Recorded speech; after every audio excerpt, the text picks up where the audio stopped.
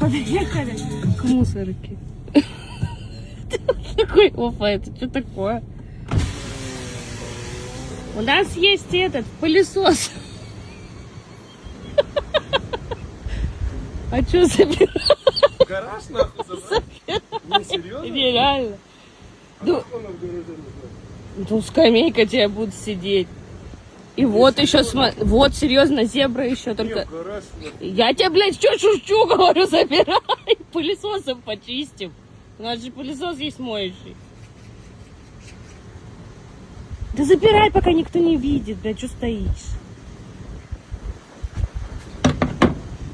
Хуя табуретка в гараж в натуре. Да? Берешь? А? Берешь? А ты- нам весит багажник? Да.